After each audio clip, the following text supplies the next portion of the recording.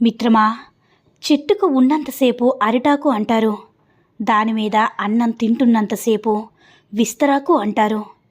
తిన్నాక ఎంగిలాకు అంటారు మిత్రమా. సరిగ్గా అదేవిధంగా సమాజంలో నీతో ఉన్న అవసరాన్ని బట్టి నీ విలువ కూడా మారుతుంది. ఒకప్పుడు మనం సంపాదిస్తున్నామంటే మన ఇరుగు పొరుగు వాళ్ళు కుళ్ళుకునేవారు.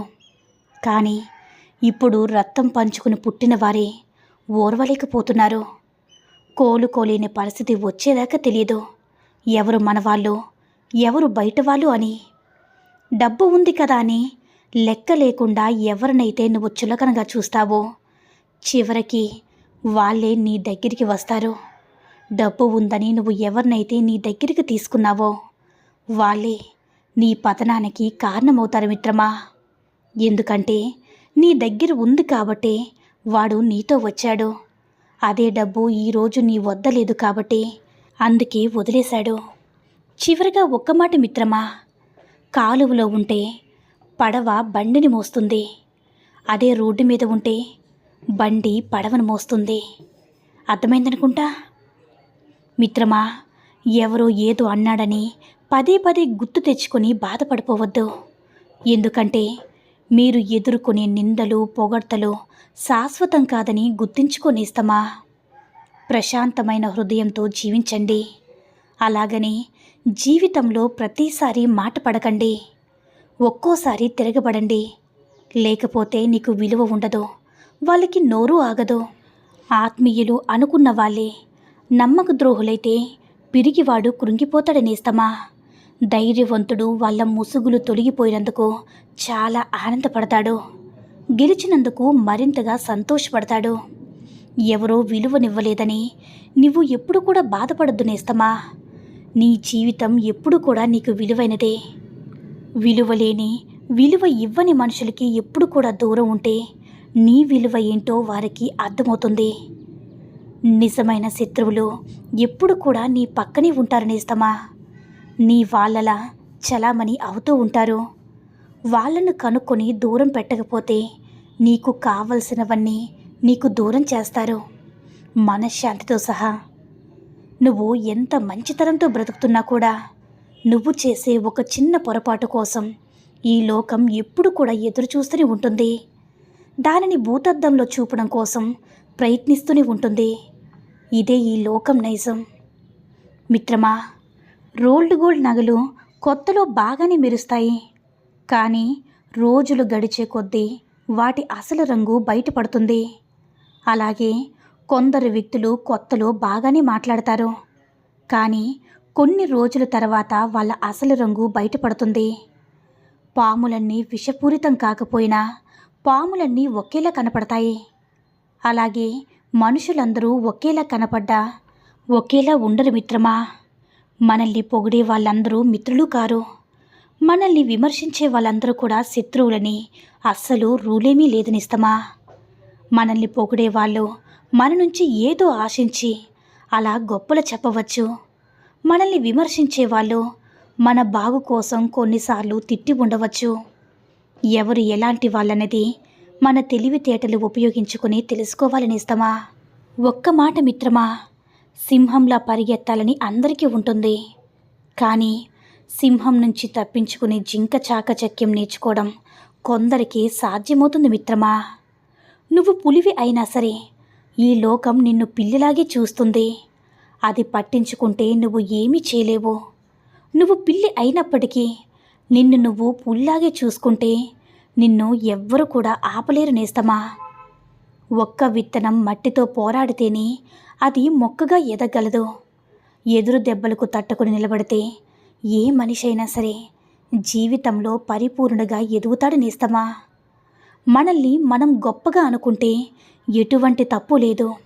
కానీ మనం మాత్రమే గొప్ప అనుకుంటే మాత్రం అది తప్పున్నర తప్పు. ఎందుకంటే తాడిని తన్నేవాడొకడుంటే వాడి తల తన్నేవాడు ఇంకొకడు ఉంటాడు. అర్థమైందనుకుంటా. ఇప్పుడు నీ దగ్గర ధనం అధికారం ఉన్నాయి కదా అని సాటి మనుషుల్ని నా ముందు నువ్వెంత ఆఫ్ట్రాలని చులకనగా చూడకు మిత్రమా. నీ ధనం అధికారం నిన్ను విడిచి వెళ్ళిపోయినప్పుడు నువ్వు మళ్ళీ బ్రతకాల్సిందే అంతకుముందు తక్కువగా చూసిన సామాన్య మనుషుల మధ్యనే. అవునా నేస్తమా? మిత్రమా, చాలామంది తమ తల్లిదండ్రులు ప్రశ్నిస్తూ ఉంటారు, మా కోసం మీరు ఏం చేశారు అని. అమ్మా నాన్న మనల్ని 20 సంవత్సరాలు పెంచుకుంటారు. మనం కూడా వాళ్ళని ఒక 20 సంవత్సరాలు పోషిస్తే అప్పుడు తెలుస్తుంది వాళ్ళు మన కోసం ఏం చేశారో, ఏం కోల్పోయారు అని. కాబట్టి ప్రతి తల్లిదండ్రులకి చెప్పేది ఒక్కటే, కష్టం విలువ తెలియకుండా పిల్లల్ని పెంచాలి అనుకోకూడదు.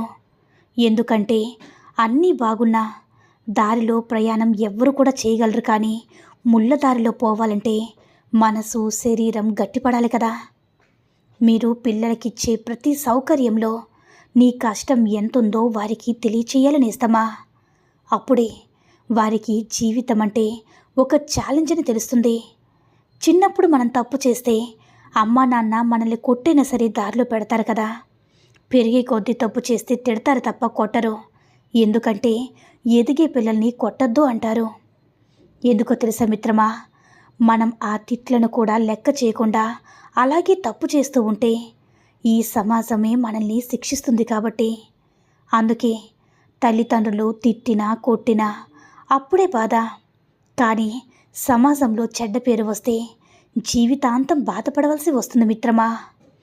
మోసం చేయడం తెలియనివాడు ఖచ్చితంగా మోసపోతాడు. అయితే మోసం చేసేవాడు మాత్రం ఎప్పటికీ కూడా మోసపోడు. కానీ రాబోయే రోజుల్లో మాత్రం ఏదో విధంగా ఆ మోసం వల్ల మూట కట్టుకున్న కర్మని ఖచ్చితంగా అనుభవించి తీరుతాడు.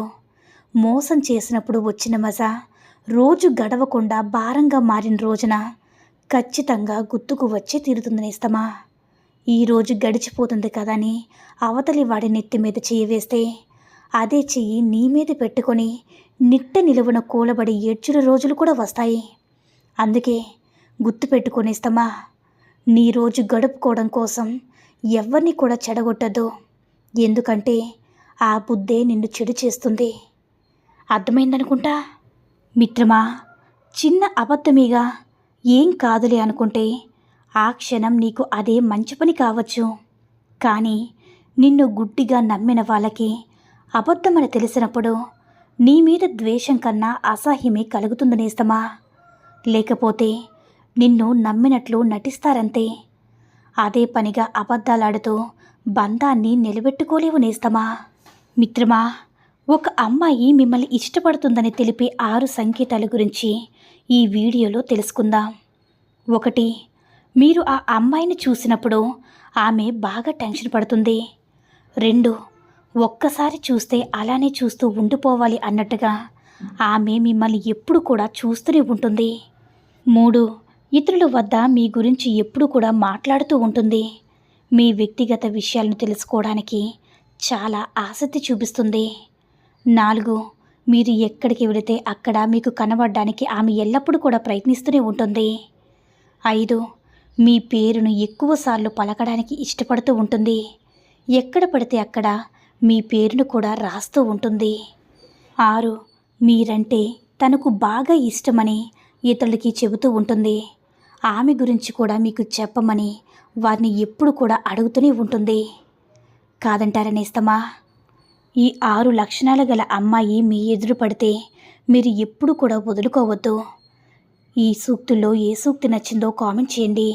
ఈ వీడియో నచ్చినట్లయితే లైక్ చేసి మరిన్ని వీడియోస్ కోసం మన ఛానల్ని సబ్స్క్రైబ్ చేసుకోండి. ధన్యవాదములు.